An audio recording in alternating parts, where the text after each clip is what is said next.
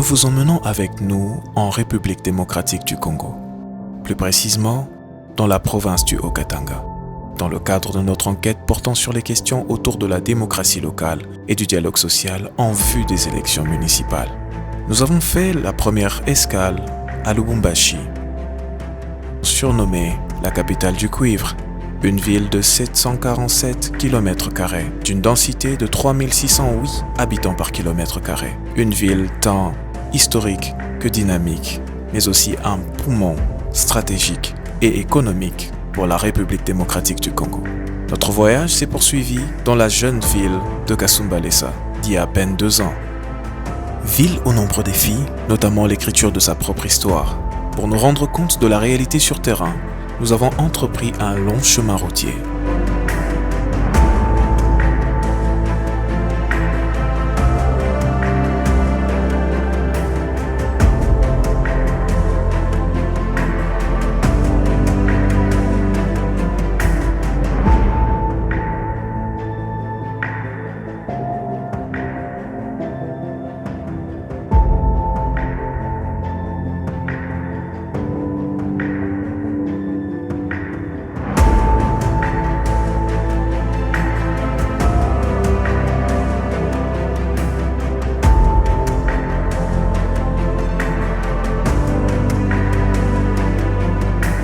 Pour finir notre course à Likasi, ville des Lumières, site touristique, possédant un musée minéralogique d'une collection de plus de 600 échantillons de pierres, pour ne citer que celui-ci.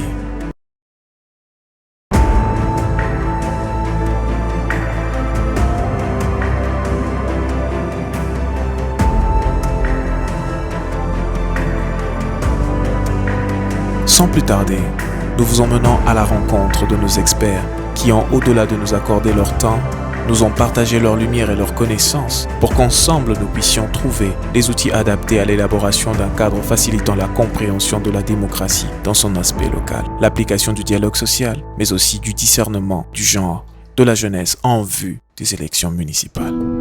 Je suis professeur associé Moïse Martin, chef de département des sciences politiques et administratives de l'Université de Lubumbashi. Je réponds au nom de Madame Dorcas Chika. Ici, au cadre des concertations, je suis team leader du groupe thématique gouvernance économique. Au niveau du mouvement associatif, je suis la directrice de l'Association pour la santé et développement de l'enfant et la femme. Alors, au niveau maintenant provincial, je suis point focal du mouvement Viens sans les femmes. Voilà, je m'appelle M. Kazadi Karis Christian. Je suis le chef de division provinciale de la décentralisation du Haut-Katanga. Je me nomme M. Florent Moucha Chabani. Je suis économiste de formation. Depuis peu, je dirige aussi le collectif des économistes du Congo. Je suis le responsable de la gouvernance minière au niveau de la société civile pour la province du Haut-Katanga. Activiste avéré dans le cadre de développement durable de la province. Voilà, moi c'est Madame Clotilde Mtita Kalunga. Je suis mère de plusieurs enfants. J'ai mon petit métier que j'exerce, je suis enseignante. Je suis licenciée en éducation à la paix et gouvernance. Et en même temps, je donne le cours plusieurs cours à caractère paix, caractère éducation et aussi démocratie et paix. Voilà les quelques cours que je dispense par-ci par-là, sans oublier le cours de leadership dans les universités plus catholiques ici à Lubumbashi. Je me nomme André Kapampa. Aujourd'hui, j'assume les fonctions de maire de la ville de Kasumbalesa. J'ai eu un cursus comme tous, commençant par l'école primaire, secondaire, où j'ai décroché un diplôme en pédagogie et je suis licencié en droit privé et judiciaire. J'ai fait les enseignements au niveau tertiaire. Si tout va bien, je vais avoir un master en droit public cette fois-là à l'université de Lubumbashi. C'est Madame Bernadette Kapend Mwambu. Je suis experte en genre, leadership féminin et même en matière d'administration et gestion. Je suis parmi les femmes qui ont, avec notre réseau, je suis présidente du réseau Femmes et Développement, le REFED. Je m'appelle Jean-Luc Kayoko. Je suis le coordonnateur général de la PODEVIP, la plateforme de la société civile qui œuvre dans la décentralisation et les finances publiques. Je suis aussi expert en démocratie locale et dialogue social.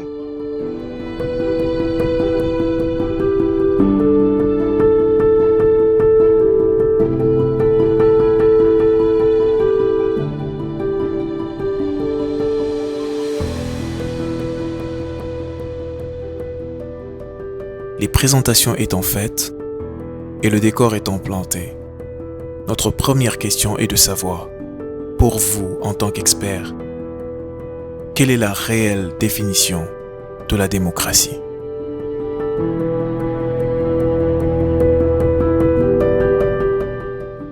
Voilà, c'est un très grand concept qui peut facilement se faire comprendre avec la bonne volonté de Ni concept notre moya population. munene inaweza kujikomprendre na kutaka ya population yetu. Munajua concept yo yenyewe ilipita mu machangement ya mingi, me tunajua kama ni definition moya simple kabisa, ni pouvoir ya peuple, kwa peuple, juu ya peuple. Njo kusema hapa ni population njo iko yulu, na hapa kwetu kukatanga, précisément mu Lubumbashi, tuko naona kama kuko quand même maeffort ya nguvu sana par rapport ya gestion de la chose publique kuile inangaria population yo yenyewe. Tunaona ke kuko mapratique inye tunaweza kuona demokrasi kwa population. Tuko naona liberté kwa population, juu demokrasi ni liberté. Tuko naona kama haiko tena sa miaka mbele ya 2000. Juu ap sasa tuko naona demokrasi iko na ikala kabisa. Pour nous, quand nous voudrons parler de démocratie, nous visons plus une participation citoyenne. Comme vous le savez tous, notre pays a comme mode de gestion la décentralisation.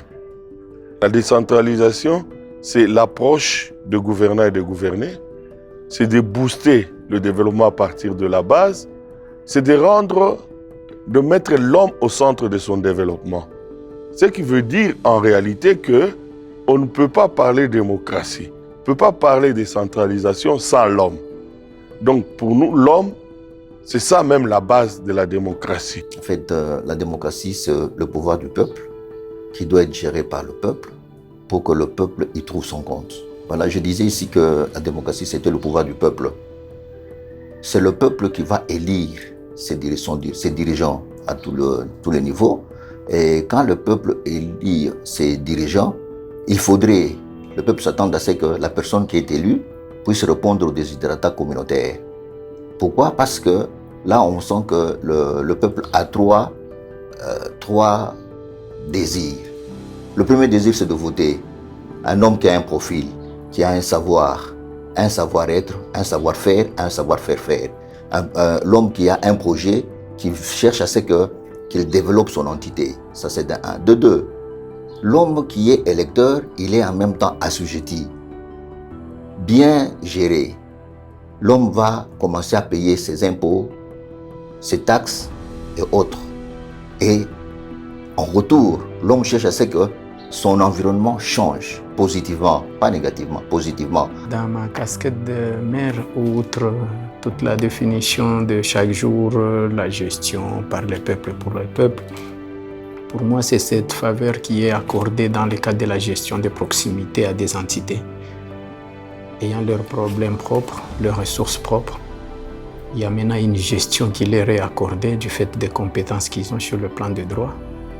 Ces ressources qu'ils ont, ils vont devoir les adapter aux problèmes qu'ils connaissent. Ça fait qu'il y a des solutions trouvées de manière chirurgicale aux problèmes que connaissent les communautés qui elles-mêmes prennent leurs problèmes ils les solutionnent, ainsi ils vont voir les résultats. Et donc c'est une gestion à la base, un vecteur de développement, un vecteur d'expression et de participation de toute la communauté à la res publica au niveau local.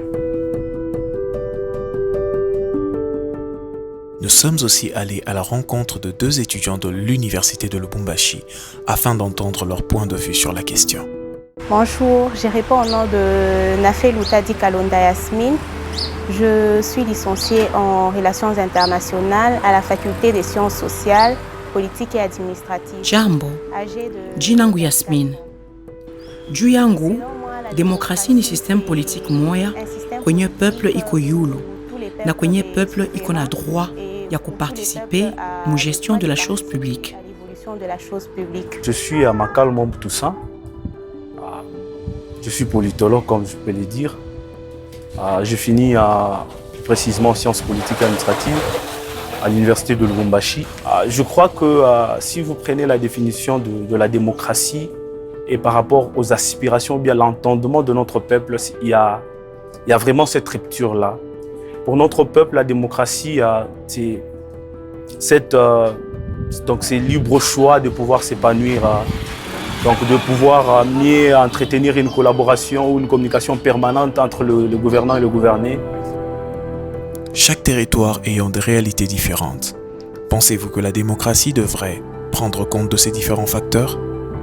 Là, sûrement, il faudrait vraiment réaliser que ce sont des circonstances et des milieux qui peuvent ressortir une certaine Hapa inapashwa kujua ni macirconstance na mafasi inye inaweza kuonesha namna moya ya kuona.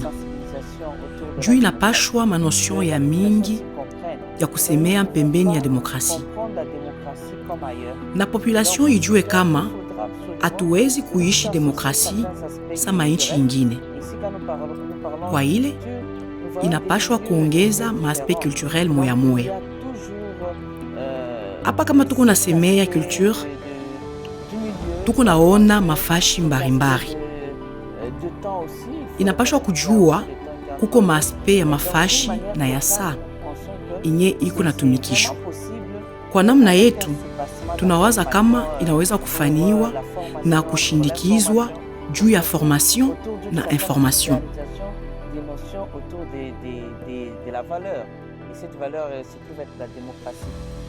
Na sana kusemea mambo inye inangaria ma valeur na ile valeur ni demokrasi.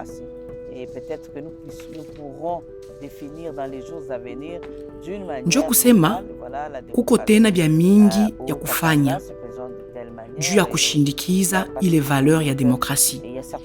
Na peut-être tunaweza mashiku iko nakuya kusemea tena namna yetu demokrasi mu Okatanga. Kuko ma valeur culturelle ingine hatuwezi kujitoshamo. Juu hatuwezi kusemea demokrasi sa mu mainchi ingine hapa kwetu kwa Afrika. Juu demokrasi ikuwe realite mu inchi yetu, population yetu inapashwa ifundishwe. C'est très simple. La démocratie locale veut dire je suis dans une entité X. Dans cette entité X, nous visons un développement. Dans une entité X, il y a une gouvernance. Dans une entité X, il y a les gouvernés et les gouvernants.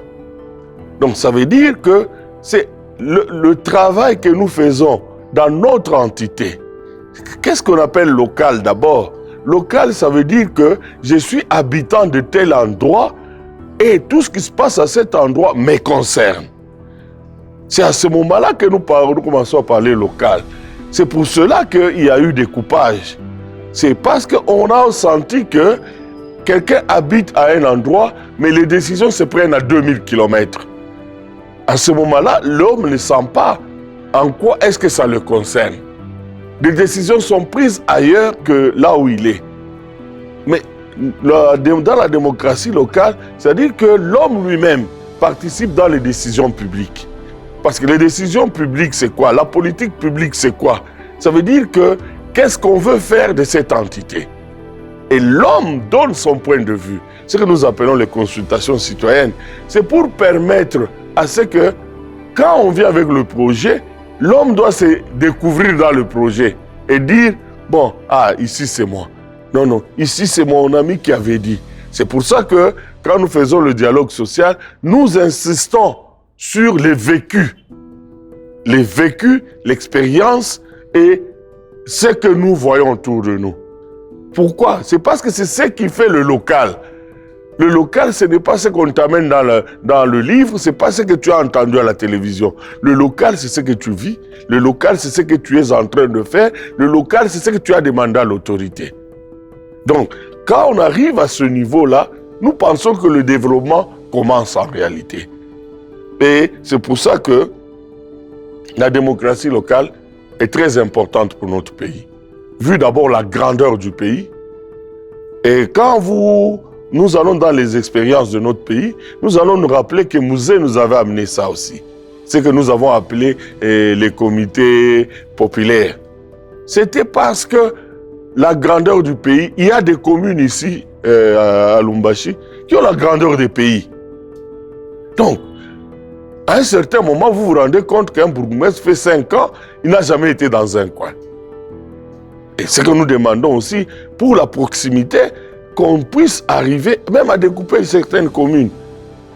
Donc, c'est ça vraiment pour nous le local. Le local, c'est ce qui touche à ma vie, ce qui touche à la vie de ma femme, ce qui touche à la vie de mon fils, ce qui touche à la vie de mon voisin. Donc, c'est ce qui est local pour nous. Et je voudrais insister parce que on nous a inculqué une culture qui n'est pas vraie. De croire que la gestion d'une entité, c'est un problème des politiciens. Et c'est ce qui est en train de nous amener dans le bas niveau de vie. L'homme s'est dit, quand tu lui poses une question par rapport à la gestion, ça sont les affaires des politiciens. Et ça, je vous dis sincèrement, d'autant plus que dans notre tête, on ne va pas laver ça, le pays va rester là où il est. Parce que quand on fait les élections, quand vous dites aux gens, il faut élire les hommes qu'il faut à la place qu'il faut. Vous allez voir, quelqu'un va élire sa famille, va élire sa tribu, et puis après, quand il se rend compte qu'il y a des bêtises, il dit, non, nous attendons encore 5 ans. Ça, c'est dangereux, parce qu'à chaque minute de notre vie, elle est nécessaire. Quand déjà quelqu'un vous dit, dans 5 ans, donc vous votez pour avoir 5 ans de malheur. Parce que quand nous allons aux élections, nous avons 2 possibilités. Vous votez 5 ans de malheur ou 5 ans de bonne vie. Et ça, je pense que nous devons inculquer ça à la population. Parce qu'il ne faut pas dire, attendons dans 2 ans. Mais dans 2 ans, tu peux mourir. Dans 2 ans, tu peux tomber malade. Et on va attendre 2 ans quand on va améliorer les hôpitaux. Non. Quand quelqu'un vole, ça c'est encore dans le cadre de la démocratie qu'il faut éveiller un peu la conscience. Quand quelqu'un vole, il vole l'argent de la communauté. Là, il n'est pas ton... Quand il gère, il n'est pas ton frère. Quand il vole l'argent et il subit une sanction, ça devient, c'est notre frère. Non, mais nous devons arrêter. Qu'est-ce que nous voulons? Une chose et son contraire, ou nous voulons nous développer? En ce moment-là, même quand tu dis c'est ton frère, tu n'as jamais été chez lui, il ne t'a jamais donné un franc, tes enfants sont dehors, tu as une difficulté même de manger le foufou. Mais parce que dans la tête, il y a ça. L'Inmuyomba. Non. Donc, ouais, c'est un peu ça que nous devons travailler sur la démocratie locale. Que les gens comprennent que c'est ton frère, oui, mais la gestion de la chose publique n'est pas pour votre famille, n'est pas pour votre tribu. Et la question fondamentale, quelle est la tribu de la pauvreté? Quel est le nom du parti de la pauvreté?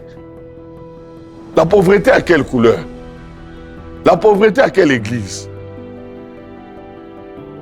Donc voilà, nous voulons combattre la pauvreté et nous voulons la garder en même temps. Donc voilà un peu ce qui est dangereux qui se passe dans notre pays. C'est le soubassement. Donc si le soubassement local n'est pas là, et la compréhension même de vivre ces choix des dirigeants, ces choix de mode de vie parce que les dirigeants se présentent au nom du peuple par un projet de société.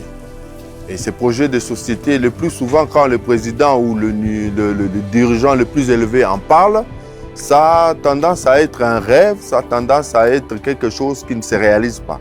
Mais lorsque quelqu'un dépose sur lesquels je peux me dire, bon, tu nous as dit que tu vas réaliser ça, tu n'as pas réalisé. Je n'ai pas à prendre un avion, je n'ai pas à prendre une voiture, je n'ai pas à prendre un train pour aller le voir. Je marche, j'arrive chez lui, il s'est dit, nous t'avons choisi parce que tu as choisi à ce que nous puissions réaliser 1, 2, 3, 4.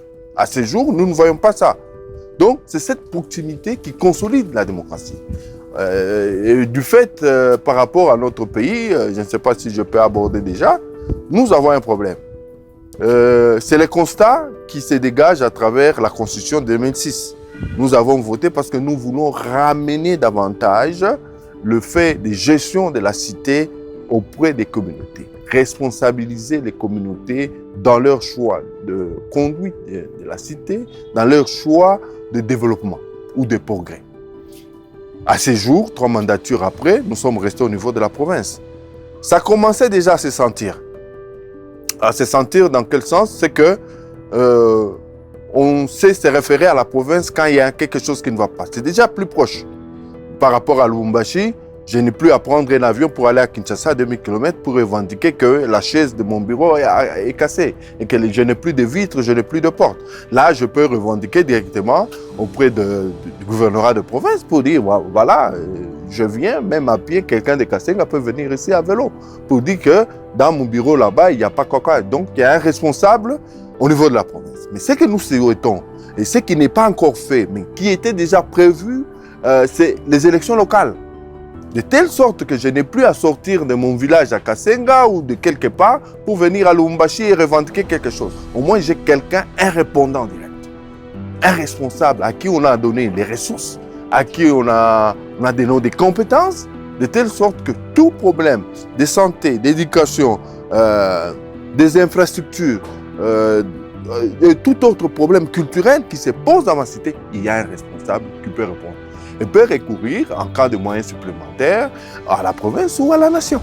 Donc, c'est un peu le principe. Le principe de la démocratie locale et voire même de tout ce qui se développe autour du budget participatif à tous les niveaux, c'est nous sommes en paupérisme. Il y a un programme national auquel on contextualise le programme de la province, et de la province, on contextualise par rapport à la base, chaque entité tire du programme national quelque chose qui lui soit propre, qui réponde à ses déshydratants, qui disent, voilà, moi aussi, par rapport à ce que le chef de l'État a dit, j'ai ma petite part de responsabilité. Cette responsabilité est assumée par le fait qu'il y a des taxes locales, il y a des gens qui lui donnent les moyens, il y a les rétrocessions, il y a tout ce qui est fait aujourd'hui pour dire que ce n'est plus attendre Kinshasa, ce n'est plus attendre l'Europe, c'est à partir du local. Vous pouvez générer des moyens au niveau local, vous pouvez entreprendre des activités, vous produisant des revenus au niveau local. C'est ces compétences-là qui sont reconnues, qui sont recherchées. Pour instituer une démocratie locale, le requis passe par la sensibilisation pour que la population elle-même sache que désormais, par exemple, dans le cas de notre pays, tout venait du pouvoir central pendant très longtemps. Leur dire désormais, ce n'est pas Kinshasa qui posera tel acte. Aujourd'hui, nous avons notre marché. Je m'excuse, je serai vraiment trop bas et trop pratique. C'est notre marché de Kabulo. Nous avons notre parking de Lubumbashi à Kasumbalesa, de Kasumbalesa à Koyo, village et autres endroits. Toutes ces ressources désormais sont nôtres.